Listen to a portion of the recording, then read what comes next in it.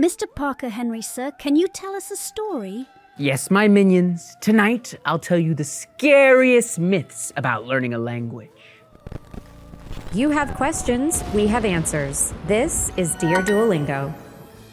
Welcome to Dear Duolingo, where we answer real questions from real language learners just like you. I am your host, Parker Henry, immortal creature of the night and purveyor of ancient linguistic wisdom. And tonight, your Mythbuster. Let's take a look at our first myth. The truth is, no one knows all the words in their own language, let alone a new one. And successful communication doesn't really need this.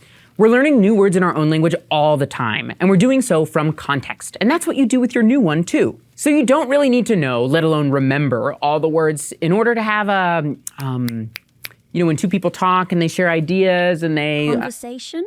Oh yeah, a conversation. See, I was able to explain myself and they were able to understand. So for example, if you forgot the word for marshmallow in Spanish, you might say, that white fluffy food that you put on a stick and roast over a fire. You would describe it, you would point at it, you would talk it through. You'd do the same thing as you would with your own language. And while you're doing that, you're still communicating. And you're probably learning a new word in the process. Myth number 2. Sure, I can become fluent if I just read these 3 tips online, or if I just take this 6-week crash course, or if I just move abroad. No. In reality, these are quick fixes and language learning is not about shortcuts.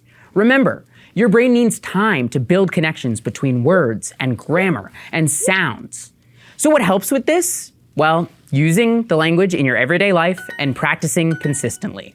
Plus, a lot of the time when people say they want to be fluent, what they really mean is they want to be conversational and comfortable in a language. And this can happen way sooner than you think. Remember, even beginners have conversations in their new language, even if it's a little bit scary. Myth number 3. The truth is, adults, and even older adults, can be successful language learners.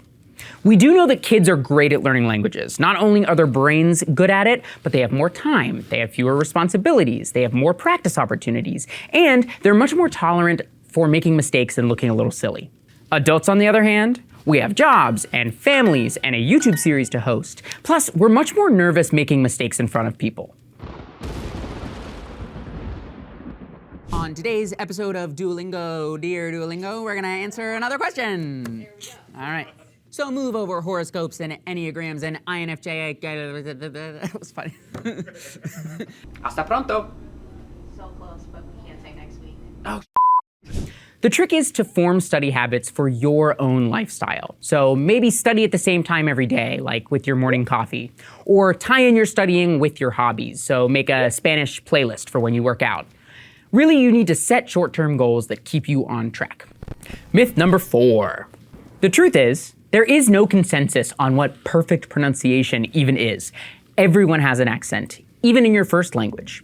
So in a new language, it's just the same. You have an accent. There is no one way to be a clear, confident, conversational speaker.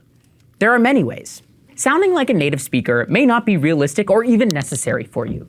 And here's the twist. Having an accent can actually sometimes be beneficial. It signifies that you're a learner, that you're open to learning more, and that you might not have all the same cultural references as someone else. This actually reminds me of that time in Friday the 13th, when they're in the woods and they don't know someone's coming. Dun, dun, dun, dun, dun, dun. Never mind. Really what's important is clarity and confidence. Even native speakers say things differently. So where we're filming here in New York, you might hear the word lawyer. But where I'm from, in Memphis, Tennessee, you might hear lawyer. Both are correct and both are totally understandable. Final myth. You can absolutely still get your point across even if you don't understand all the grammar yet. We all feel pressure to sound perfect, but in reality, it doesn't really matter if you get every verb ending correct or if you miss up the gender of some nouns. You need to use the language to figure out its rules, so don't wait until you're perfect to start practicing. Me want marshmallow. See, was that perfect? No, but it was definitely understood. Grammar comes with time and with practice. So when you're traveling or when you're talking with friends or family, it shouldn't be about constructing perfect sentences. It should be about communication. So don't be afraid of learning a new language and don't let these myths get in the way. They might seem scary, but the truth is you're stronger than all of them.